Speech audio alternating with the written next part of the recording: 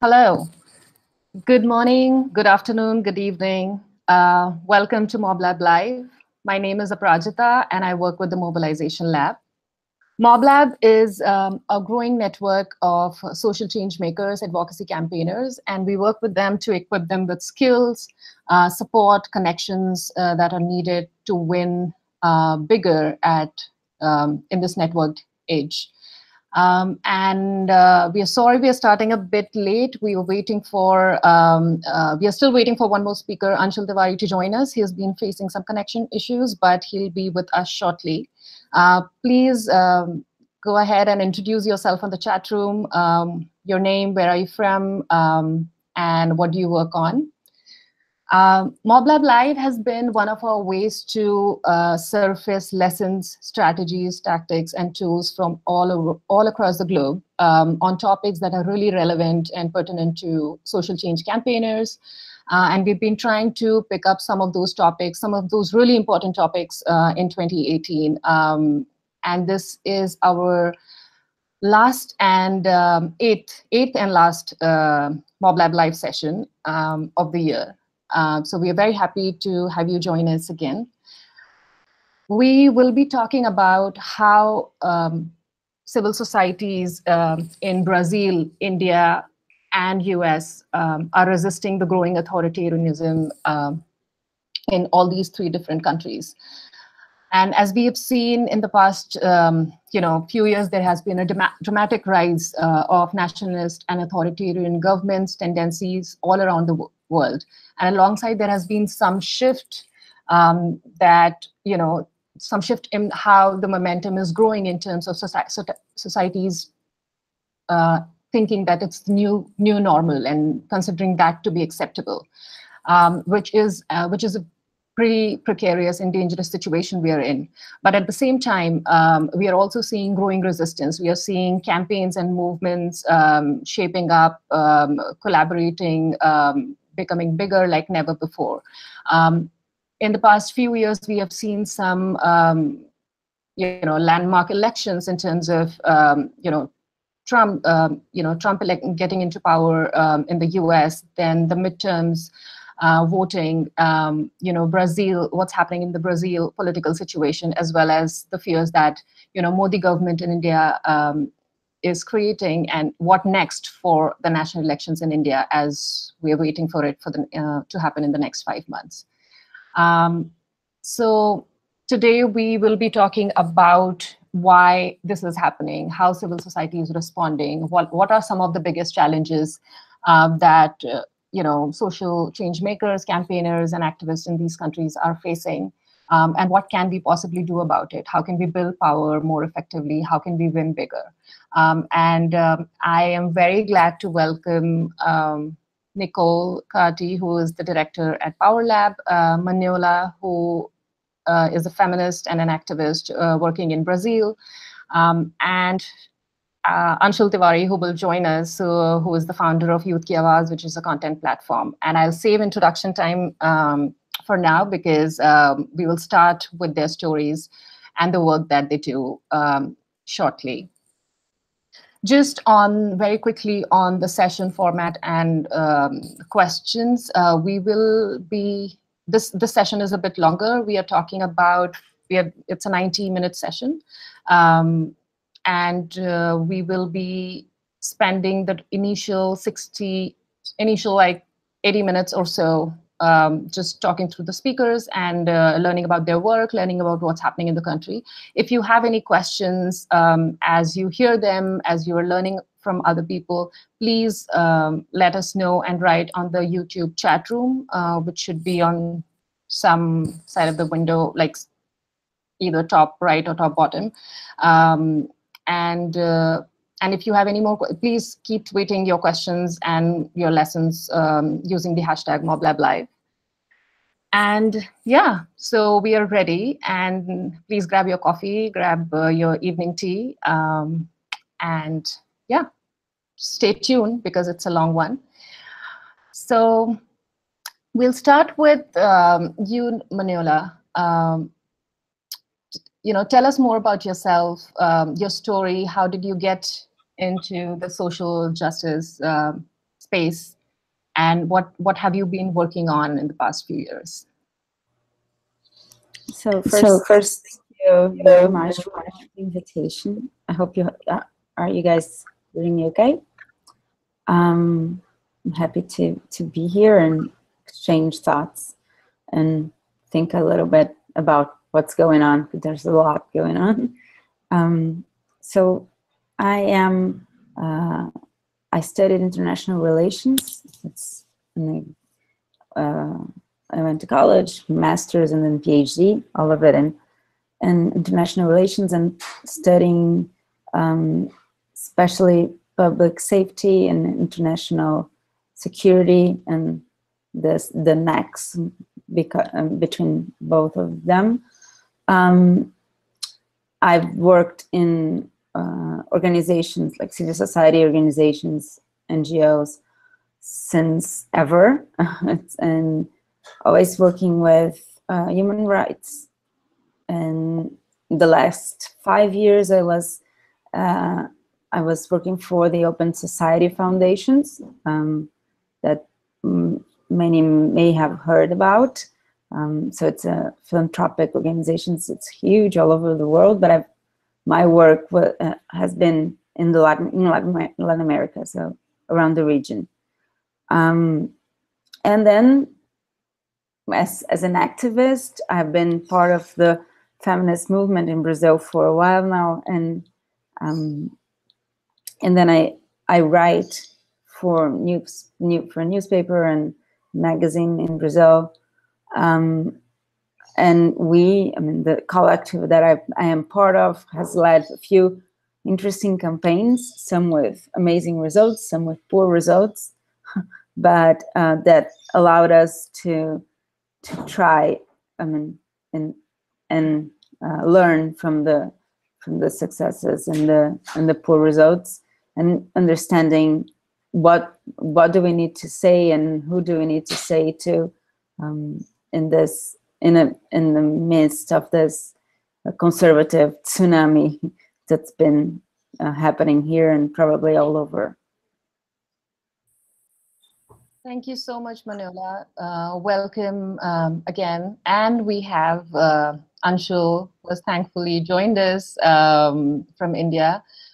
So let's, and we have a lot of other people who have joined us from India as well, and Spain and Nairobi and Germany and London. So welcome everyone again. So Anshul, we were just talking about your stories, what brought you to the space, and what is the work that you are doing in India. So how about we move to you then? Sure. Thank you so much, Aprayata, and so sorry for arriving late to this conversation. But just to give a brief introduction, of course, I run a digital media platform in India. It's called Youth Ki Awaaz, which means Voice of the Youth. And it's a completely crowdsourced platform focused on social justice issues, where we create a space for young people from across the country to speak up on issues that they feel are important or they're passionate about. Ask the right kind of questions, be critical, of issues and people, and especially elected representatives around them. We do this in a very journalistic manner, so we encourage everybody to write, completely based on facts. We encourage people to, follow certain community guidelines on the platform. And over the last 11 years or so that we've been around, we've had more than 100,000 people who've written on the platform. It gets read by nearly 6 million people a month.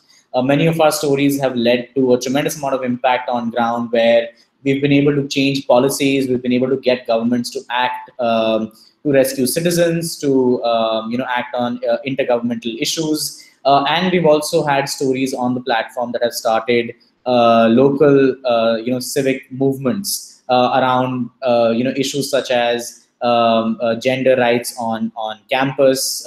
We've had movements around, taboos around menstruation, and so on and so forth. And a lot of the work that we do really is based on the idea that if enough people talk about something that's important, it will actually lead to the right kind of and catch that attention. And I personally, started this because I when I was 17, which was a while back, I felt that young people are stereotyped. They're not given the kind of decision-making space and the capabilities to really create an impact. Additionally, what happens is that they're termed as apathetic. They're not really. I mean, we're not really creating a culture where action and engagement is the norm. Instead, we're creating a culture where silence is the norm.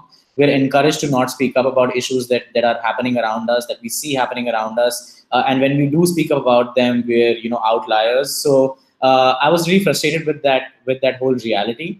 So as a response to that, I started writing a blog, of my own, where I started writing about socio-political issues. But very, very quickly, I realized that it's not just about my own perspective, but there are millions of people out there who do not have an equal shot at speaking up. The media is completely top-down and hierarchical, and often very heavily controlled by political and corporate powers, in which case citizen voices do not make it to the mainstream narrative at all. They don't have a shot at influencing the public narrative at all.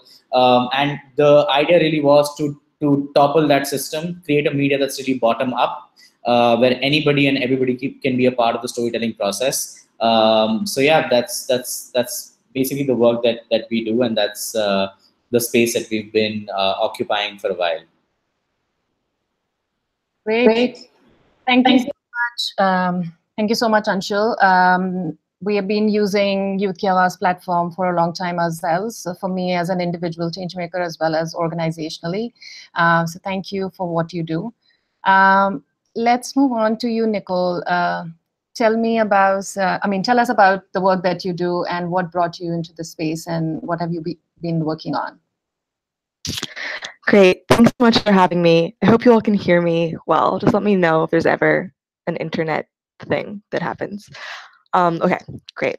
So hi, everyone. My name is Nicole Carty. I'm a director at Power Labs, and I am also a core team member at Momentum. I first got into this work in 2011 when a movement, Occupy Wall Street to be specifically, broke out in my backyard. I had just graduated from college and graduated in 2010, which was one of the worst years for the economy in the US. And there was a movement of young people talking about economic inequality breaking out, which I had never seen before. And really ever since then, the US has been in movement times. Shortly after that, Movement for Black Lives broke out. And I was very keen to understand how these movements that shifted public understanding happened so quickly, how we can make them stronger, how we can make them better. And that led me to really begin to work with Momentum, which is a movement incubator, which helps develop movements for the long haul that can win and are strategic and are built for success. Along that route, I've also worked in digital organizing. And so I worked at the other 98% and also at a international campaigning organization called Some of Us, which fights corporate power and runs traditional digital campaigns against corporate targets. But I'd realized that these movements were also really harnessing digital tools to be very strong and to grow rapidly and to pull in people in really quick order. And so I was really keen on understanding how technology was being used by movements to grow the mess and spread the message and make something go from one local place to all over the country really quickly. So that's really what I've been focusing on for, really since Occupy started. And my work at Power Labs now is to support organizations and movements to be able to harness digital tools and also more traditional tools like trainings and how to create good relationships in order to make movements that are strong and resilient. So that's what I've been working on for the past couple of years, and it is a very interesting time to be working in that, as we've seen the rise of authoritarianism and also the mainstreaming of civic engagement happen in the US over the past 10 years. And so I'm very excited to get into it and talk about that, but that's a little bit about me. Thank you so much, Nicole. Thank you so much. And given, the next thing that I wanted to talk about, because given you already started with your journey and from the different timelines around, like, when people started talking about economic inequality and when various movements broke out in the US. So when you look at the world today, and when you look at things happening in the US, what do you see as some of the biggest shifts in the past couple of years? And like, why do you think, like, what is your understanding, what is your perspective on where we are at this moment and why? Wow. Yes, so there have been a lot of shifts in the past couple of years. One, we elected our first Black president in the United States. It was a very big shift for the country as a whole. So I would make an argument that some of the things that have really been more powerful than even that in shifting what's happened in the country have been these movements. And so before 2011, I'll back up and say, after 2001, after 9/11, a lot of civic space was shut down. It was closed out. There was a lot of conservative attitudes floating around. The ultra-globalization movement, which was thriving before 9/11, kind of collapsed under the weight of government surveillance and this really broad shift that had happened after that event. And so there was kind of a gap. There was like a 10-year gap where there weren't really movements. There wasn't a lot of civic activity. Yes, there were organizations like Move On and digital campaigning organizations, but it was more in the collectivism space. Not that they didn't win really important things, but there wasn't mass engagement all around. That all changed in 2001 or in 2011, a few years after the financial crisis. And I have to say that, like, in 2010, we had the financial crisis, people were hurting, but we weren't really having a discussion about income or wealth inequality at all. That shifted drastically and permanently after Occupy. That movement really shifted all of public consciousness and got us having a conversation about not just the differences between CEOs and worker pay, but also sort of the like wealth inequality that this country has sort of coaxed and maintained for its entire existence between rich and poor, Black and white. And so that put a whole conversation onto into the public that wasn't there before. And I would say that 3 years later, the Movement for Black Lives added onto that conversation and started a new conversation about systemic racism, which again, we were not having that conversation. When Obama was elected, it was definitely a time of colorblindness and liberalism. And suddenly we were having this like very deep discussion about systemic racism and how it existed, how it was everywhere. And people were able to see the system in a way that they hadn't, and I don't think they haven't really in America for probably 50 years. And so these dual movements really shifted what Americans were aware of and what we understood to be true in our consciousness. And I would argue that this also created a bit of an identity crisis in the Democratic Party, because this is a party that had a lot of corporate donors, that hadn't really, was the voice of like multiracial America, but like hadn't really meaningfully done things to end systemic racism, challenge inequality. And so there was a bit of a legitimacy crisis there. What also happened as a result of those movements is that there was a beginning of identity politics, particularly white identity politics, in response to Black Lives Matter, where white people were saying, hey, where am I in this equation? Why are we talking about Black people and people of color and immigrants? What about me? I have all these economic hardships. And that led to, I think that led to the sort of chaotic event that was a 2016 election, because after we had a Bernie Sanders campaign, and Bernie was very much, I would argue, very hard an Occupy candidate, which meant that his whole candidacy was really made possible as an outflow of Occupy Wall Street, which meant that it had the same problems with Occupy Wall Street, and that it didn't have a very good racial analysis. It was not as good as appealing to people of color, especially older people of color as the Democratic Party was. So he lost, but there was a really clear division in the party that said, hey, we care about economic inequality versus like establishment politics, Hillary Clinton, who really couldn't credibly say she was going to be a person who didn't care about corporate interests, and she wouldn't say that.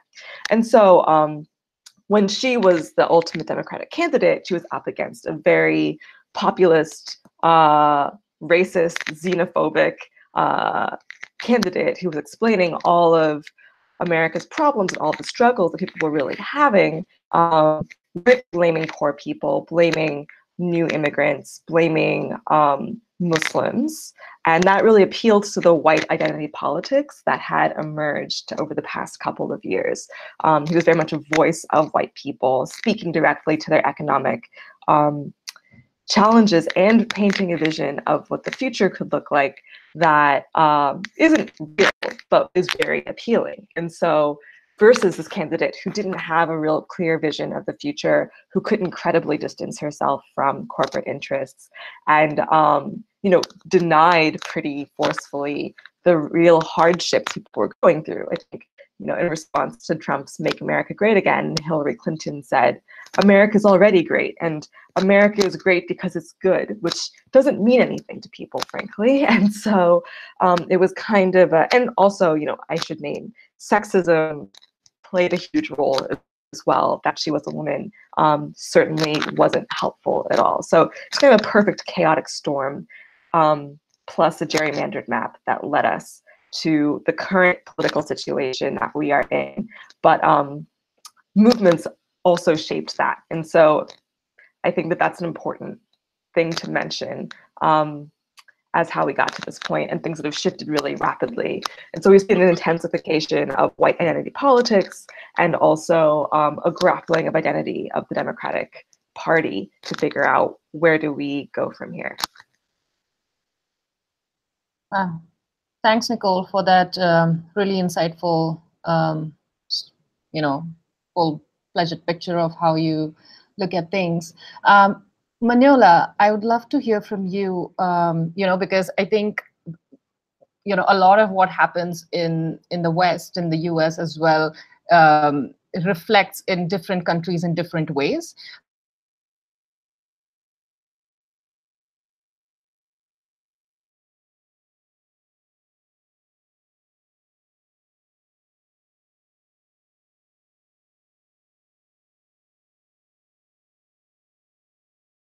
Parallels we can identify when we looked at the last 2 years of politics in the US.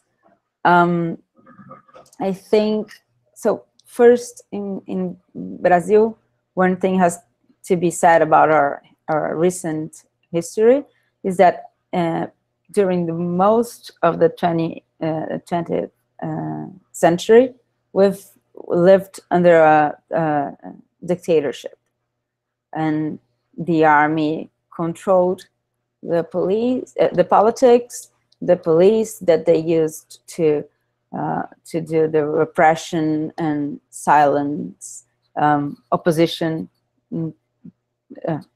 brutally, and then in 1989, we started a democratization process. And especially in the last 16 years, we've had a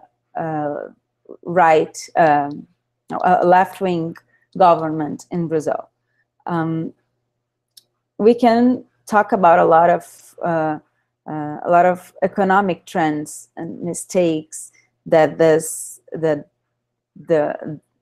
party that was ruling, which is PT, made, and that's what comes, what more often is in the news.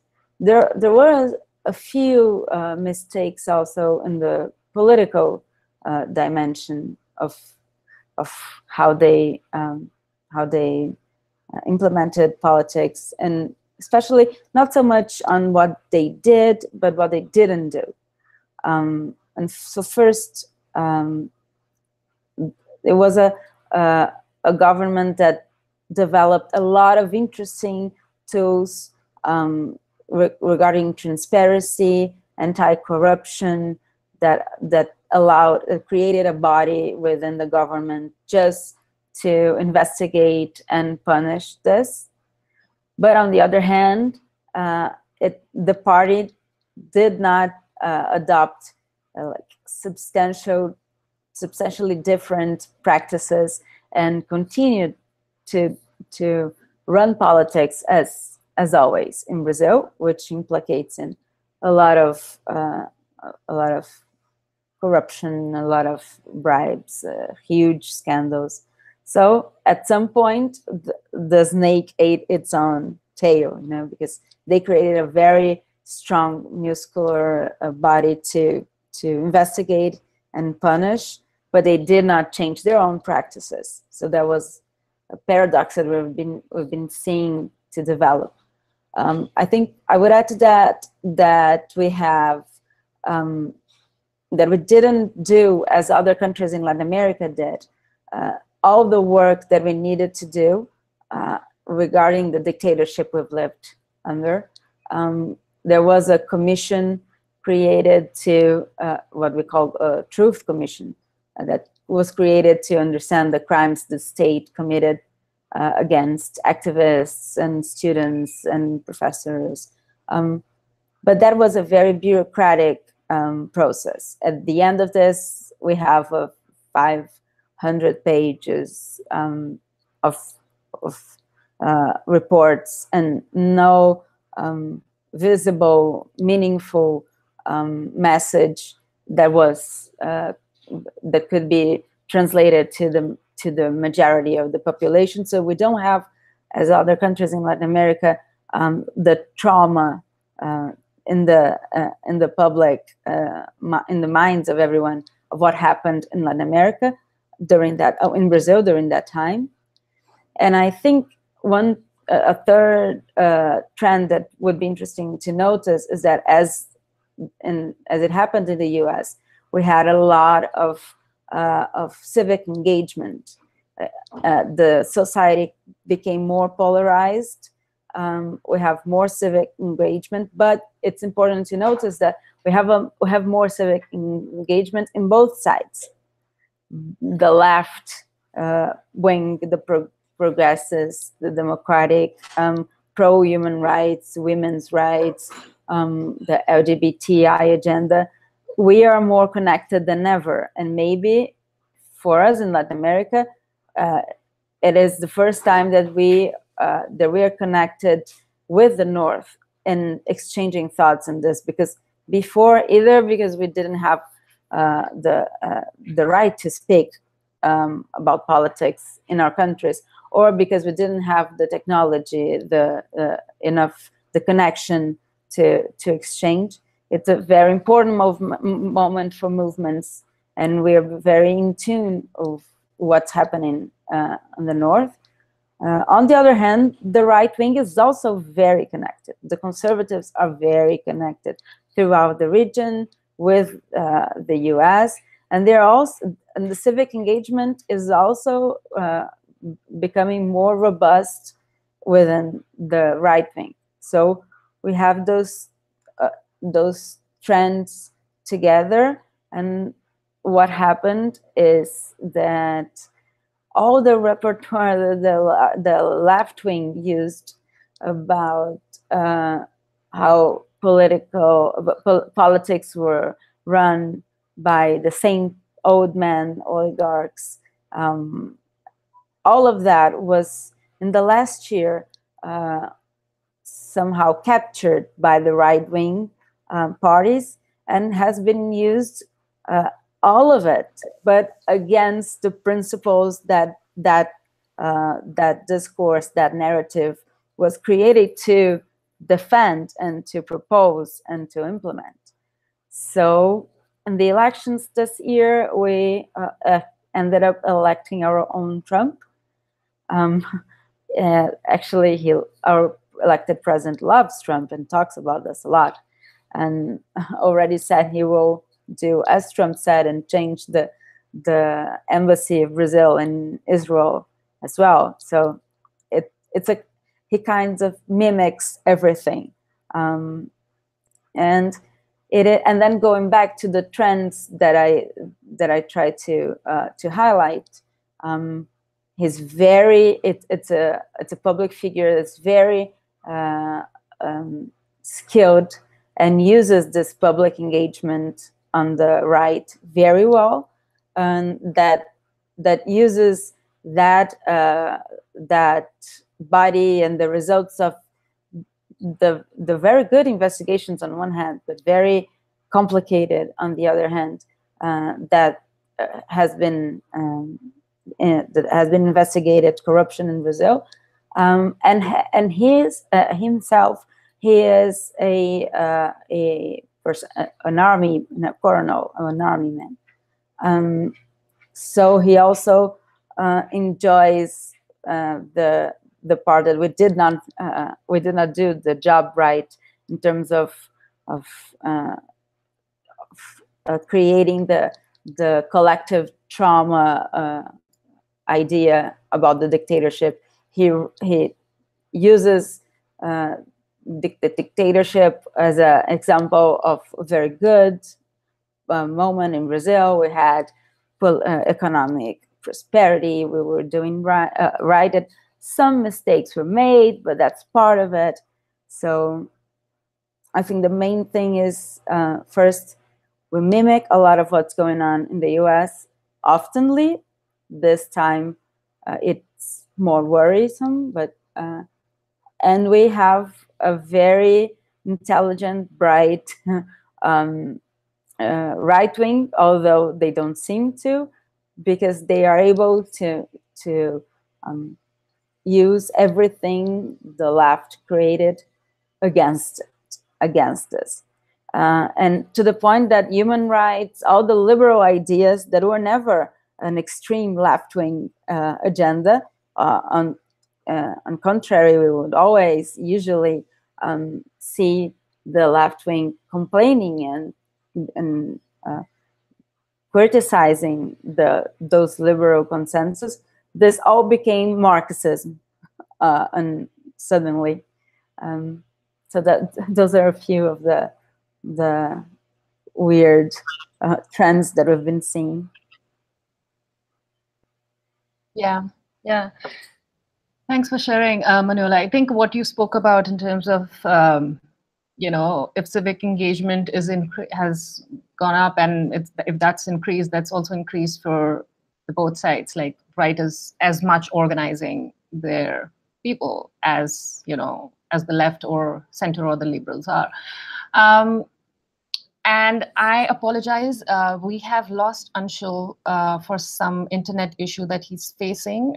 He has tried hopping on and off again, but I think something is not working out. So he'll be with us shortly. But I think, so we'll engage him on this question as he joins us. But I think as far as I can speak from India's behalf, just on my basic understanding, I think the right-wing organizing over here, and what we are seeing in the past few years has been massive. Like right-wing social cultural organization in India is the biggest army of social mobilizers in India at present. And the Bharatiya Janata Party, the Modi's government, the political party that Modi belongs to, is nothing but a political wing of that cultural party, or of that cultural organization. And so in that, once, they have chapters all across India. They are like, India is in a state where around like more than 70% of Indian local states are captured by Modi's party now. So the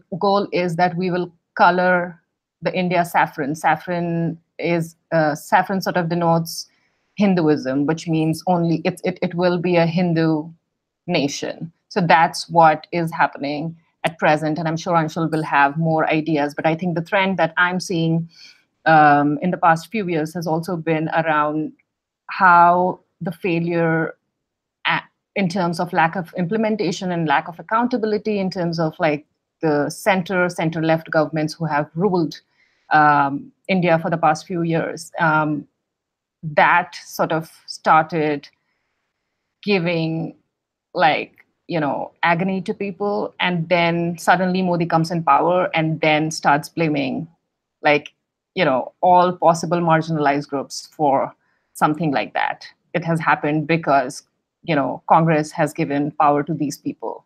So I think I can briefly speak on that, and I will let Anshul talk about the trends more as he joins us. But let's talk about Nicole and Manoela. Let's talk about what are, like, as you see, because we are in this pivotal point right now where a lot has happened in the past few years. We are still trying hard to build momentum, to upskill people, to organize, to collaborate as much as we can as civil society sectors. What are some of the biggest challenges that you see?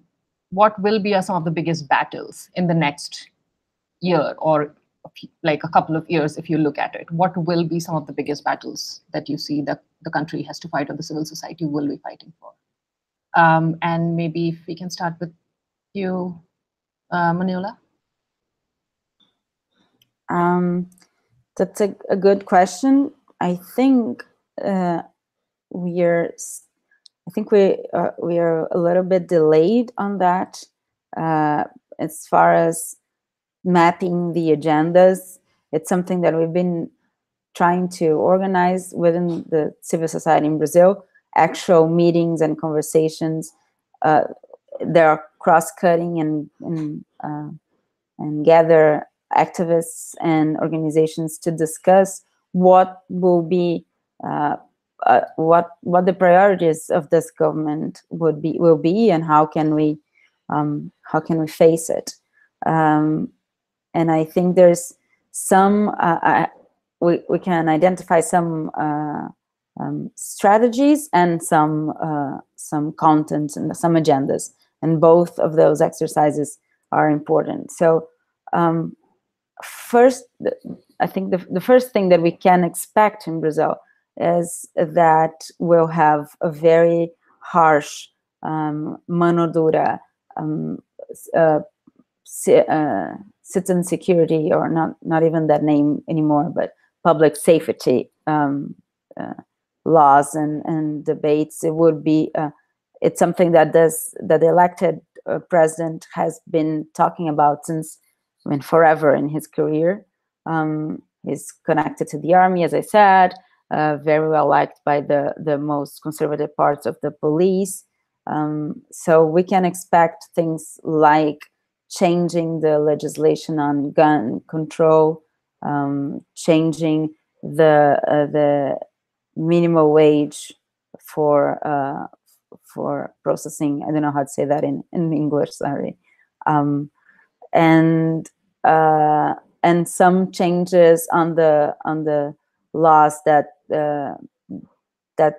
make police responsible for shootings and killings.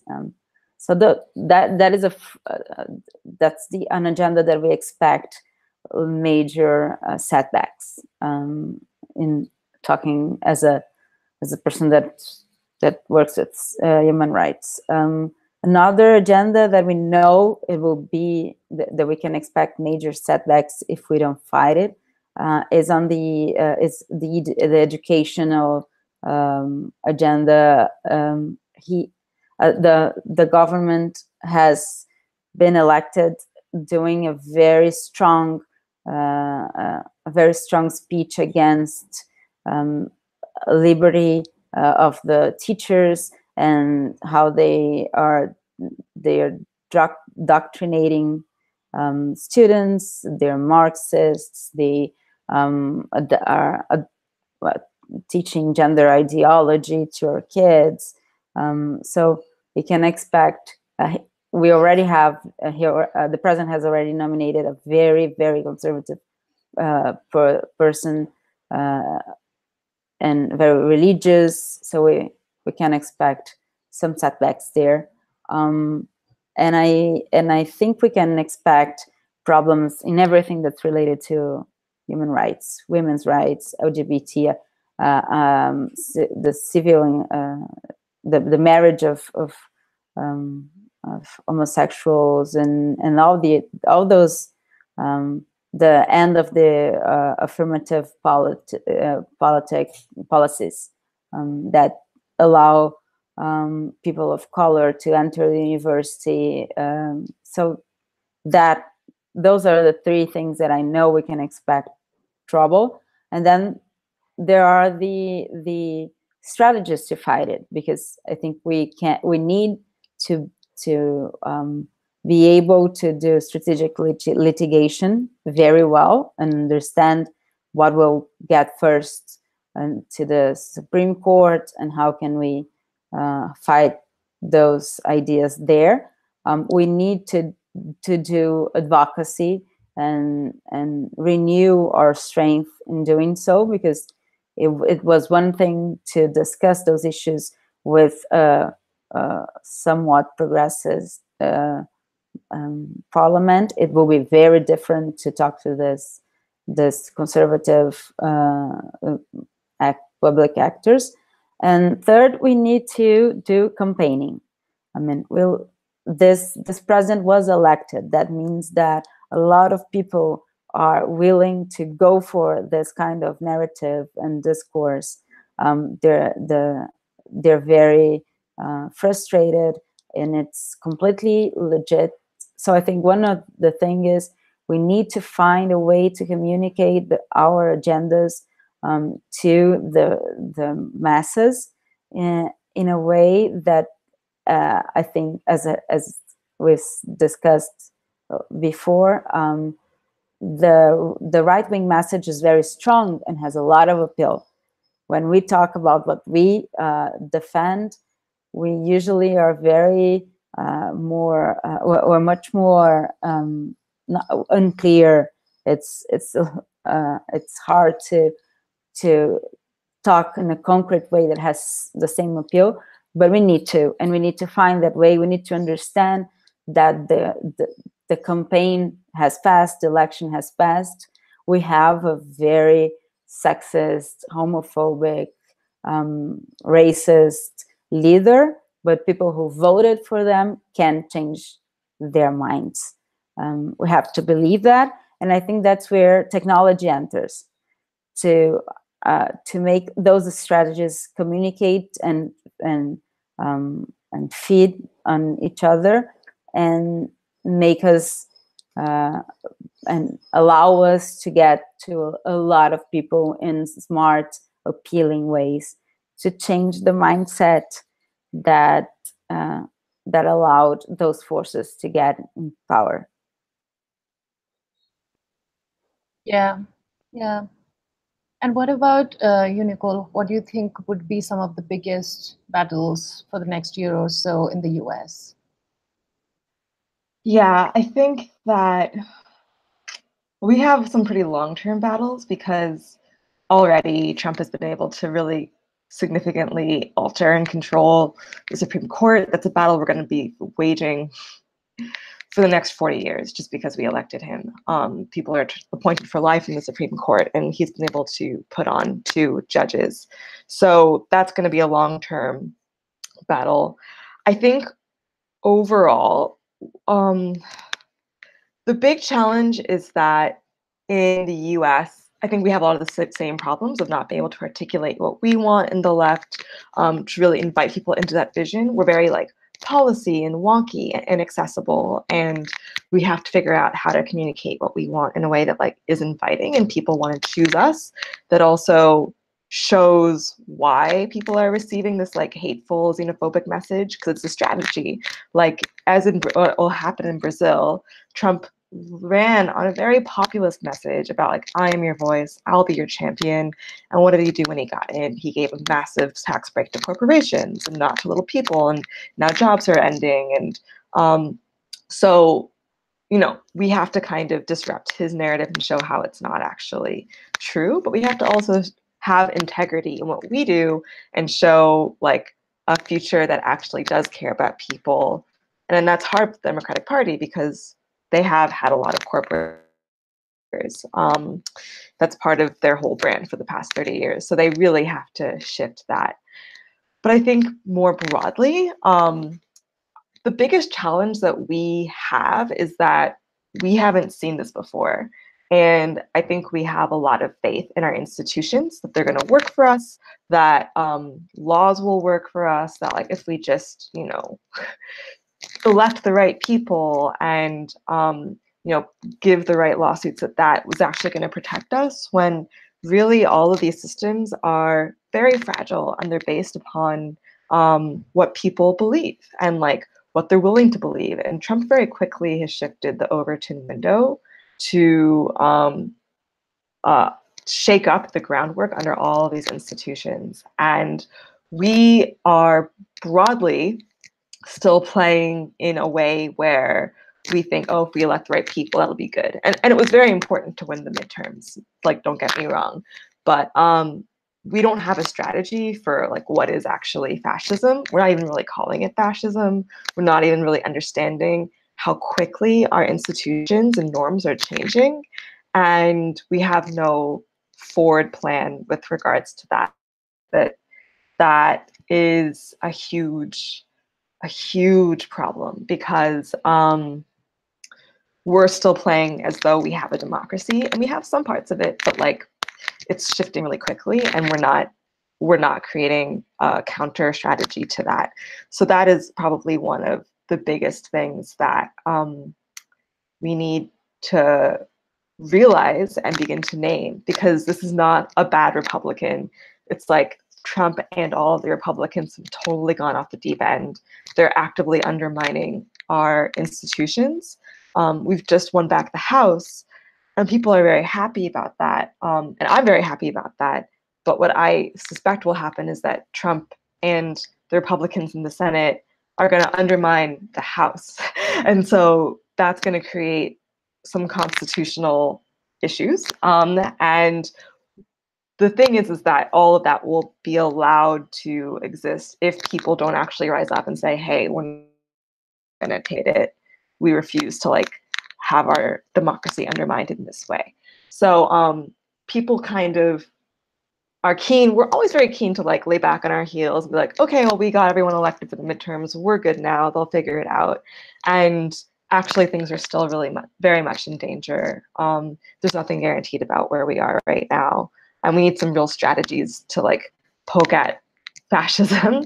And nobody really has that, or very few people have that right now, I would say. So that's a huge obstacle. But you know what we do have is that we have created a lot of infrastructure and a lot of engagement and a lot of people who are involved in ways that they haven't been before, seeing a lot of participation, but really only through electoral strategies and not through like anti-fascist strategies. So hopefully that can shift, and we need training and understanding, because electoral campaigns are really easy to understand, but like campaigns to take down fascist leaders are a little bit more tricky to understand. And so we need a lot of education around that. That's like, in short, some of the problems that I see. Yeah. Yeah. And I can relate with, relate to what both of you are saying. And I'm sorry, Anshul is still not here, people, so I might be speaking on Indian democratic and organizing and campaigning behalf. But yeah, I think some of the problems that I see in the next year or so that India will have to will be facing in India, one, I think the biggest one for us again is the national elections that coming up in the next 5 months. And it means, I think it's a real challenge for us in terms of we were taking Modi's, 2014 elections so casually as civil society and as people was no, we are not getting in. We were not I don't think invested enough in laying the foundation of what prepping us for, to even defeat them. I think it was pretty casual in terms of they will never come to power. But I think the work that the government did, the right-wing government did in terms of getting into power was massive. And they have been constantly doing that to win state elections at the same time. So I think the biggest thing that we'll have to deal with and tackle is the next 5 months on what can we do to shift the narrative or to shift the discussion in a way that I'm not sure if, Modi will get defeated, but at least getting out of that oblivion that, something like this will not happen, I think is the biggest thing that, I feel civil society will have to invest in. And I think the second thing is, like, when I look at some of the things that's challenging the entire social sector space is also the dominance of white upper caste Hindus taking up leadership positions even in the civil society space. So it's pretty, like, now the movements have started erupting where people from lower caste or Adivasi or indigenous backgrounds have started questioning that kind of leadership and that kind of movement building, because the agenda it doesn't work. And I think intersectional way of working and building a movement will be the key for us to start laying the foundation for the next few years, because I think the next few years is not going to be easy. We might be seeing some crazy ideas of building a god statue, like a statue of a god in a particular city, rather than investing in hospitals and education and welfare schemes. So that is the crazy idea that we are talking about. If we don't start mobilizing people right now on issues, on values in the first place, I don't think we are getting anywhere. So I think from my perspective, that's what we are facing in India. Wow, this is it's the first time that I'm doing the speaking and moderation at the same time. But let's see. Hoping Anshul will give us some few minutes, if at all his internet works. And I think that moves me to a very interesting question, because a lot of us are talking about, like, what are some of the things that that we will be dealing with, and what is the role that you would see of formal and informal civil society, and how in making that happen? What is the role that you see in growing or building that resistance? Because I think let's keep that. So Nicole, do you want to respond to that first? Yeah. I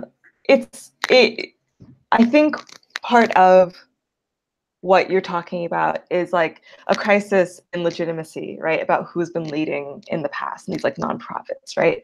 Which leads me to say that I think the grassroots resistance really is the solution. When in the US, it really is the grassroots, these like people-powered campaigns that were able to elect new members of the House who like actually look like a lot of Americans. It was the grassroots that really led the resistance and pushed the democratic establishment to take bolder stances on issues and reacting to Trump's policies.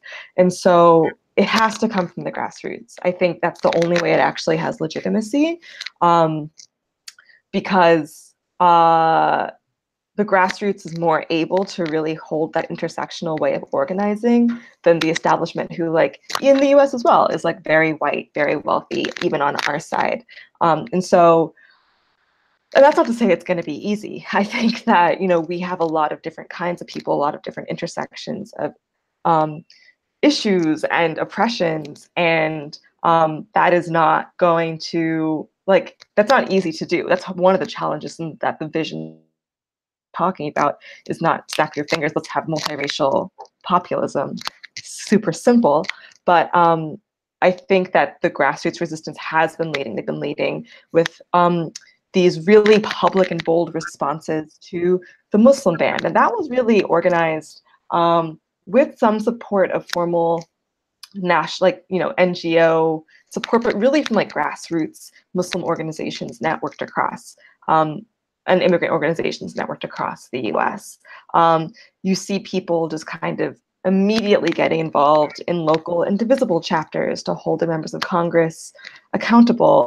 There's a lot of energy from the grassroots in the past couple of years that has really pushed the party to act in a better way and show that the base is fired up, right? I don't think that the Democratic establishment or party would have even been thinking about responding against the Muslim ban as actively and aggressively as they did if it wasn't for simultaneous protests erupting across the US. And what I think is also happening is that kind of reaction is moving into more of a mainstream progressive organizational space. Not the Democratic Party, though with the election of, Alexandria Ocasio-Cortez, Ayanna Pressley, Ilhan Omar, that shift might begin to happen in the formal Democratic Party. But up until this point, we've seen it move even just from the pure grassroots movement place to like organizations like Move On and NDWA, which are national organizations that have a lot more resources than these like very organic movements, taking up some of these tactics, really stepping into this area where they're going to do rapid response mobilization to respond to the news. And I think that's all a good thing. I think that, you know, especially if those organizations are working in good relationship with the like to develop the grassroots and other grassroots organizations, people are really coming to the table in really strong ways. So, so yeah, I see hope there. I see a lot of hope and infrastructure being built there. I think what needs to happen is a pivot towards talking about the role that we want, actually scaling the training to bring in as many people as we really need, because there's still a bit of a resistance. Like, it's one thing to come and show up to a march. It's another thing to be deeply a part of an organization. That we still aren't there yet on, and also a strategy piece of like, how are we actually gonna fight this fight when our institutions are being actively degraded, and they're not gonna, like, how are we gonna make sure people don't let these institutions fully degrade so that we can have a shot at ending this? So yeah, there is hope. The hope is in the grassroots, I think. What do you think, Manoela, from Brazil's perspective, and how is the relationship between formal and informal civil society, and what role do you see them playing? So first, one thing that I would like to add, reacting to something that Nicole said before, and I agree 100%, is that we usually, and I think that connects to the question, because usually the mainstream establishment, I mean the NGOs, lead that trend. We have a lot of faith in our institutions, less than the US, of course, and that's something that happens in the whole region. But we still have some, and we need to rethink that.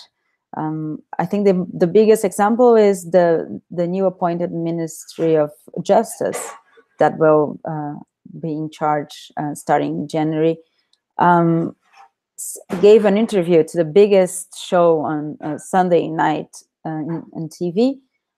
He was asked about something that the governor of Rio de Janeiro said, that he would train snipers, and they would go into the high buildings in Rio, and they would be allowed to shoot anyone that they see holding a gun.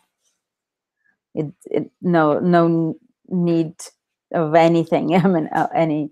And then the women that was asking questions to the new Minister of Justice said, "Isn't that unconstitutional?" And then he said, "I believe yes, it is." And then she asked, "What will you do?" And then he said, "Change the Constitution." So that's what we're talking about.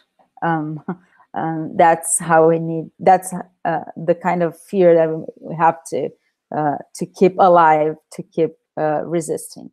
And I completely agree with Nicole as well. I think grassroots movements, activists are the main force leading us that we need to invest on, and here everything that happened that was truly that added something to the narrative this year was basically the Black movement and the women's movement, and the formal big organizations were there supporting, but everything every message, every narrative, every campaign that had success in this year, in terms of not electoral success necessarily, but success in terms of we saw the other side having to react to what they were saying, came from very intuitive grassroots individual movements and individuals within those movements. And I think another idea that it's important is that we, I think as the US, and I don't know how this is going on in India, but we saw this election it was completely hijacked by disinformation complex that took over all our social medias, especially WhatsApp, that it's the hardest thing to do, fact checking and to undo the untruth stories that are circulating because you don't see it.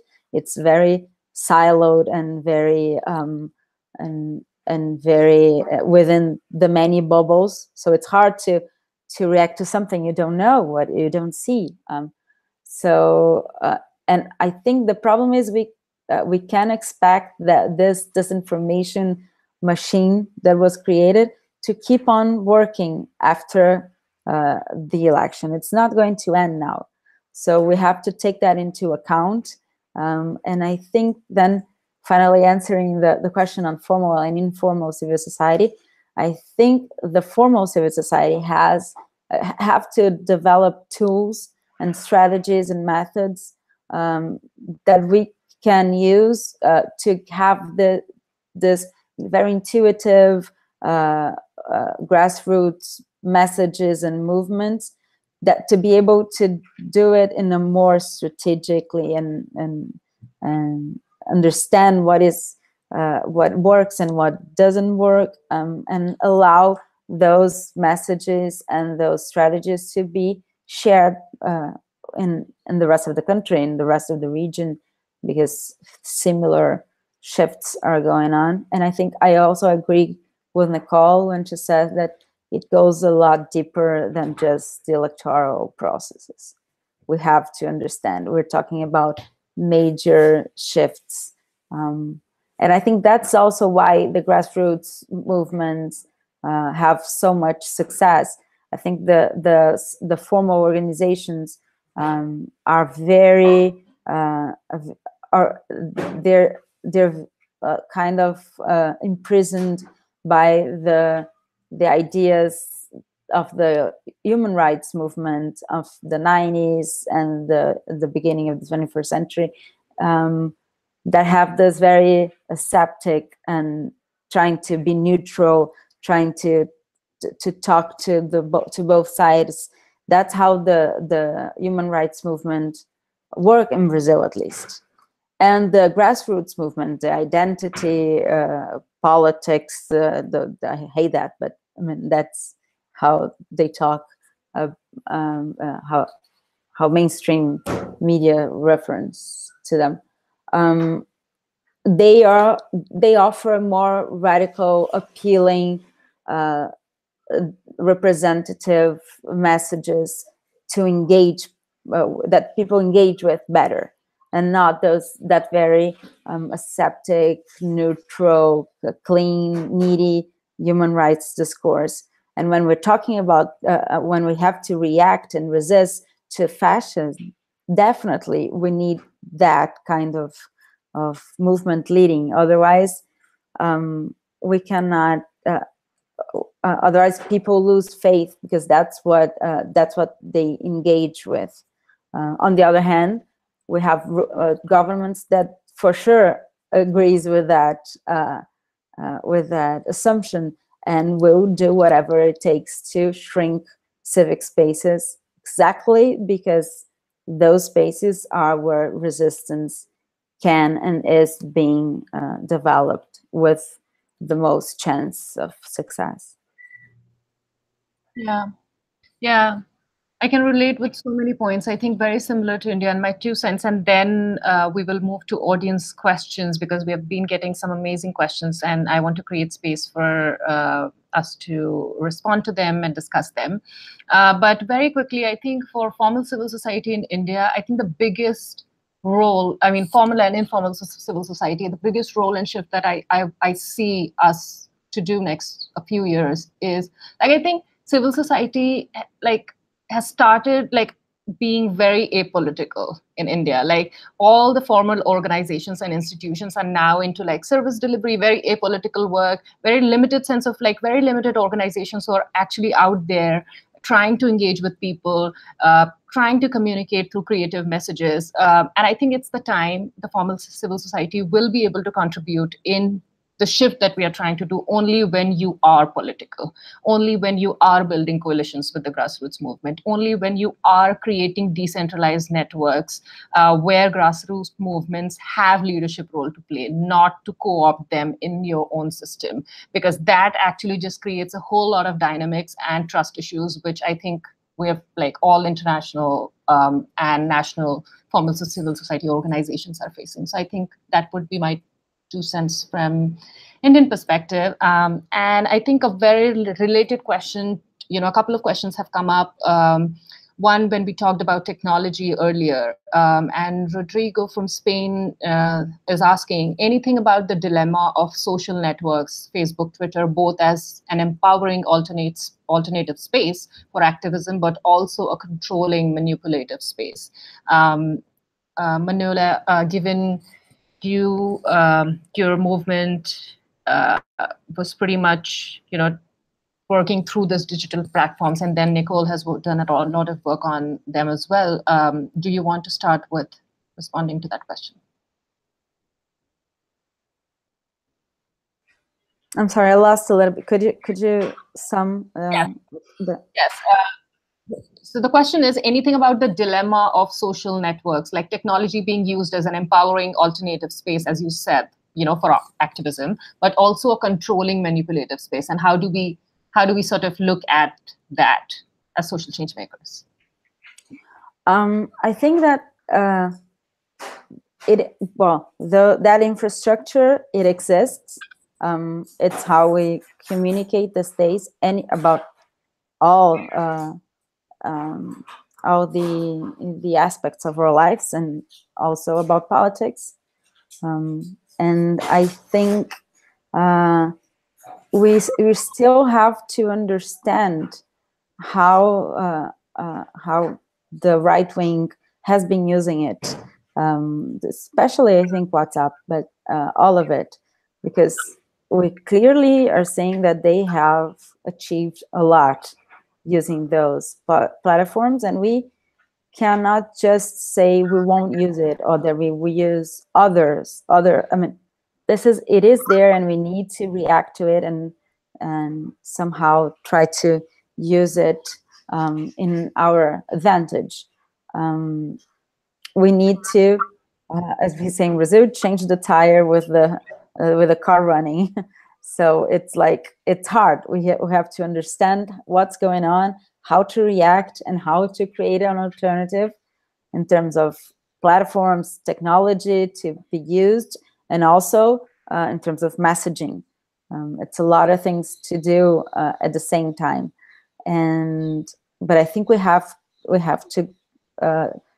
to rely on on our complementary strengths within the civil society and get everybody on the same table. There will be the experts that work with information and disinformation on the platforms, and then there will be people that the movements they're good at with strategy and messaging, and we need to work together. I think there's no easy way out, and I think there's a lot of deep conversations to have about how those networks change our individuality, the way we engage with politics in general, how we talk about it, how it's a different way, especially with young, like teenagers. It's a different way of exercising politics, of being part, of participating. We have to do a lot of things at the same time in terms of we have to understand those new individualities and what it means, those deep questions that we have on the table, but we also need to react quickly to the setbacks and the agendas that we care deeply about. So there's a lot of things that we have on our plate, and I think we have just quickly in Brazil, we have one great example that is the marches of women against the elected president during the campaign. Again, it was a very grassroots thing. We went to the streets all over the country, and a lot of people have complained about the results of this since the president we've been challenging has been elected. But I think it's important to notice that those kind of resistance movements, even though they don't change the reality on the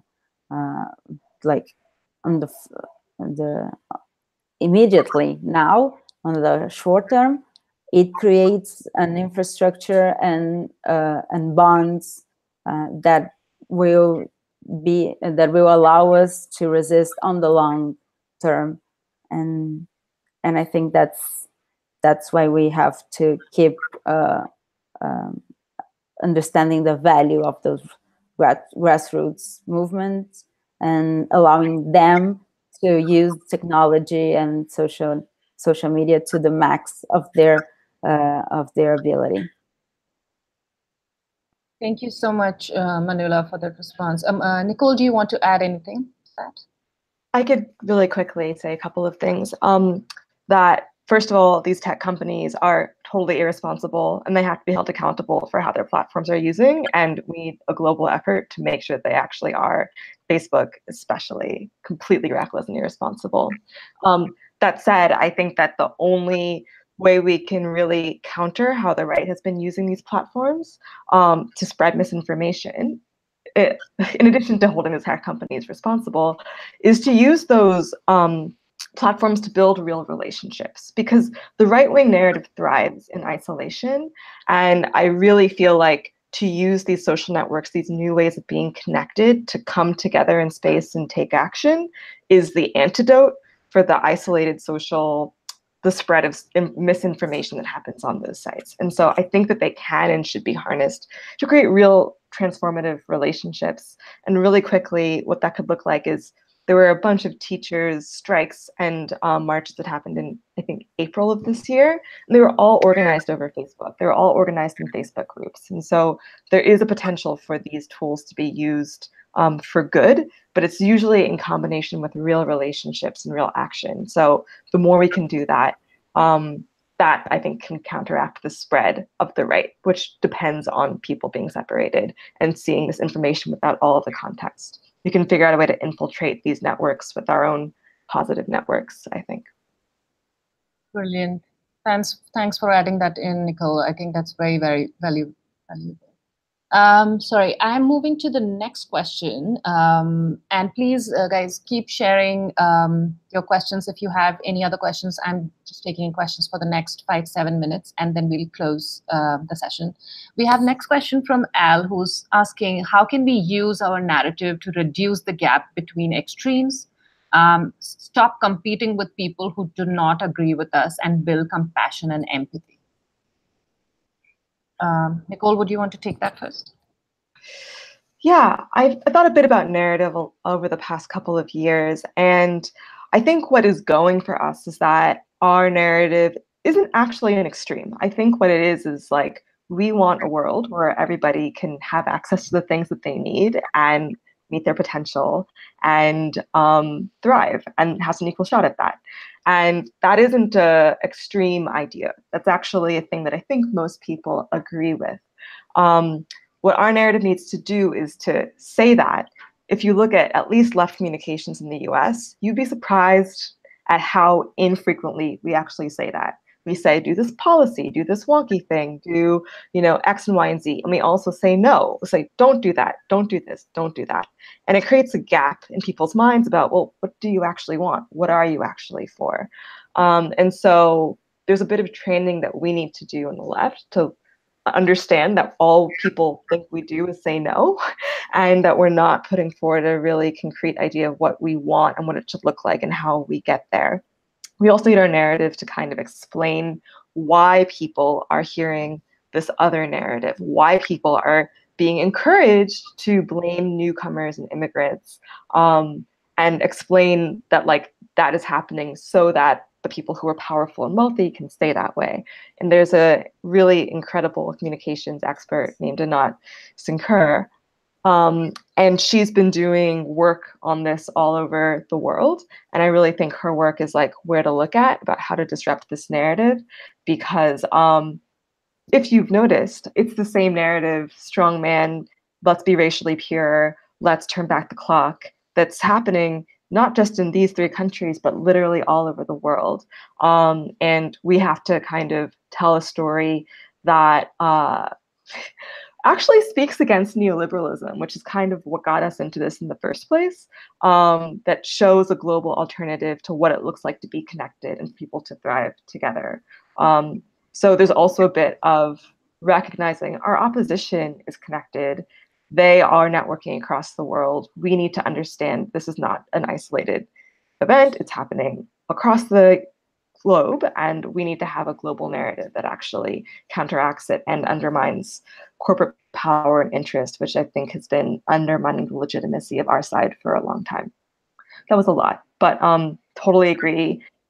People respond and are hardwired to respond to story more than fact, more than truth, more than anything else. And if we can't tell a good story about what we want, it's over. So narrative is hugely important. Manoela, anything that you would like to add to that question? I think you're on mute.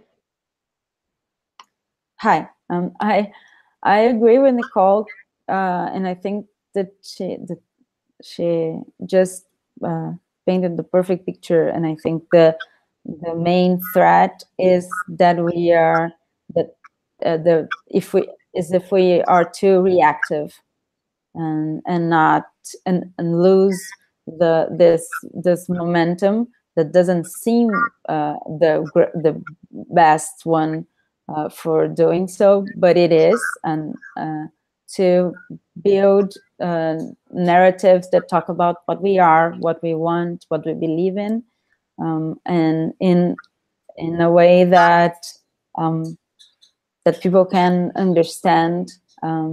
So I think the main thing is we cannot we cannot be reactive, and only that we need to be proactive, and we need to have a positive agenda to deliver and to get people on board. Yeah, thank you so much, Manoela. Nicole, by the way, our audience is asking for the name of the comms strategist you just talked about. Her name's Anat Concur. Okay. I could share it with you after this. Guys, we'll share the link with you later in the summary as well as after on Twitter. And I think my next question and the last question before we close the session is pretty much connected to what Manoela you just talked about, being proactive. So the question is from Luca from Oxfam. How can you resist? How can you not just resist but keep influencing in context of growing authoritarianism? How can international solidarity be useful in a time when ties with external actors are seen as bad? Manoela, yeah, I think there is, so first in the international actors, I think there is a big role, not in terms of interfering, but in terms of creating noise, and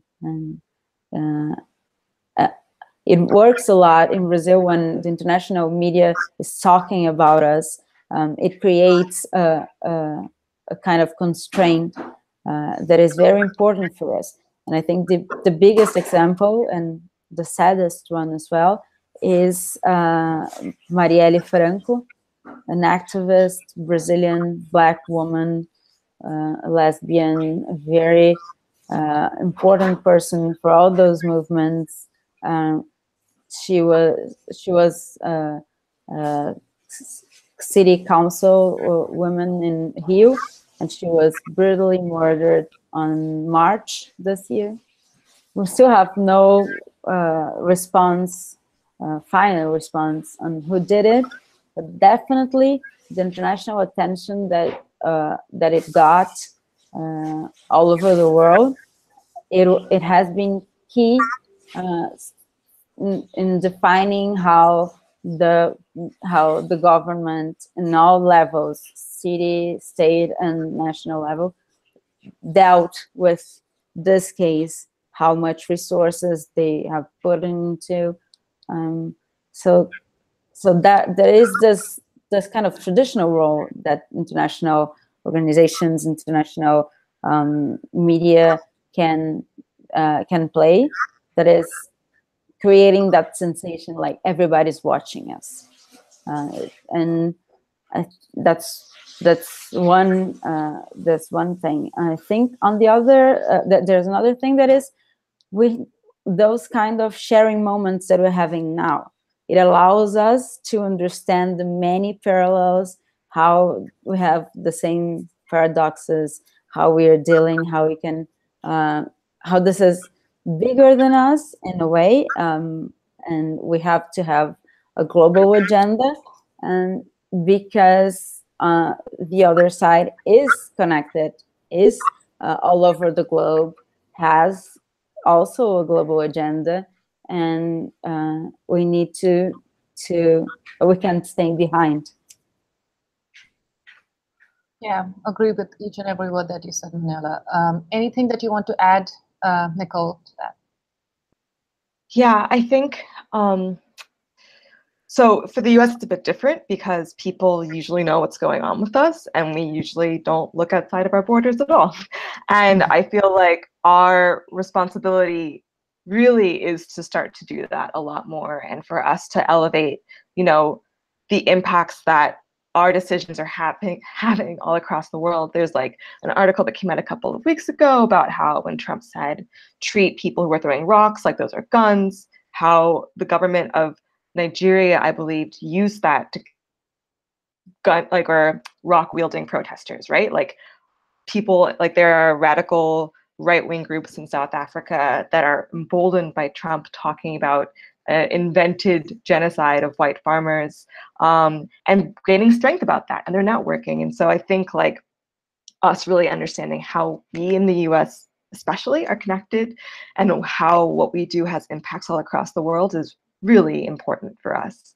And I would also say an instinct of us, to the point about how do you do this in a time where it feels we're not supposed to be having relationships with people in other countries because we're all nationalists now, apparently, is that our gut is to, as the left, is to be like, no, don't say those things about us. We're just American. We care about this. Like, we're also nationalists. And we never, that's not a strong point. That's not a strong position to be from. We have to actually address that, like, no, we are for people all across the world. We can't just say, like, we can't play into that narrative. We have to say, we care, people are people, and that's what we care about all across the world. And we care about what's happening in Brazil as we care about what's happening in a farm in, care about you, we care about other people. We all have these common humanities in common. Why don't you feel that way? What is it that's making you want to blame outsiders? It's this thing that actually wants to give all of your money to big corporations.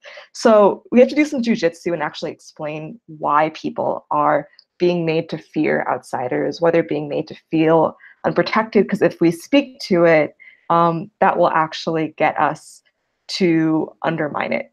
And if we just ignore it and play into it, we actually are hurting our end goals. And so it feels really counterintuitive, but like we have to actually speak to what's going on, otherwise they will win.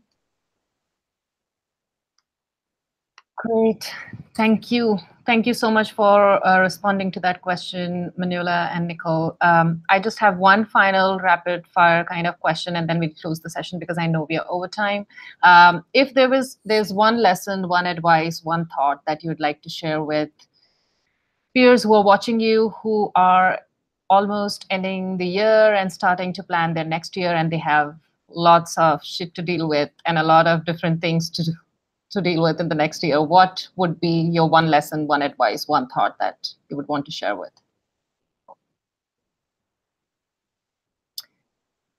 Whoever wants to jump first. I can go first because mine's not, it's not very happy. It's that I think we have a very small window right now before the globe falls into a kind of fascist future that is hard to really undo.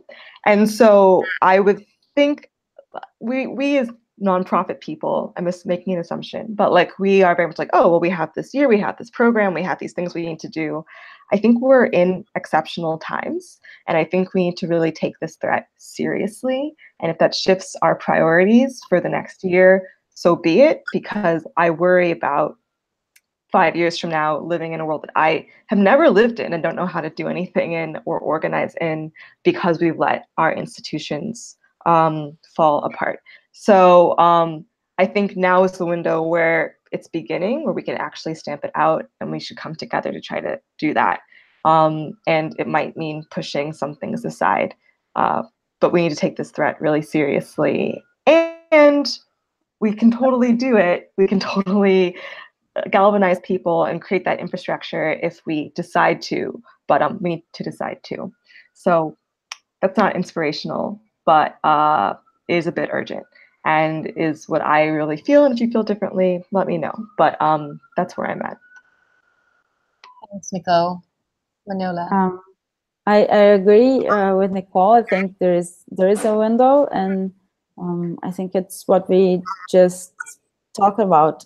We have to use that window of opportunity really well and be able to react to specific, to the point, short-term challenges, but also never lose sight of the big picture. And as she had said, try to not lose sight of our big plans, our values, what is negotiable, what we are not going to trade off for anything, because this is what fuels the short term, that we are able to face the short term challenges.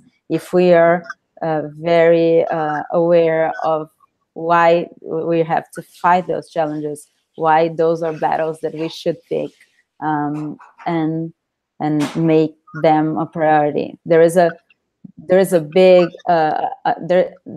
agendas and assumptions and ideas that we have to always go back to and understand why we're doing what we're doing, and so we not lose the passion for it.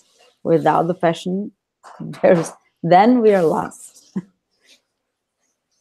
Thank you so much, Manoela, for sharing those really fine and insightful words.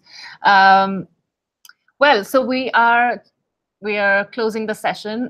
Thank you, Nicole. Thank you, Manoela, for joining us in different time zones. I know it's super early for Nicole, and we are really sorry that Anshul couldn't join us. He has been facing internet issue and he didn't manage to get through. And we apologize for that. Hoping we'll get lessons and other resources from Anshul offline, and we'll cover that in the recap summary. And given this was the last MobLab Live session of the year, please, if you have any feedback for the past few sessions, write to us, tweet to us, and share this YouTube link, the session, as widely as you can. If there are topics that you would like to hear next year, let us know. And we will see you again in the next MobLab Live session on 2019. Till then, you have a great time, and great working for the next few weeks, and a good holidays. So, bye.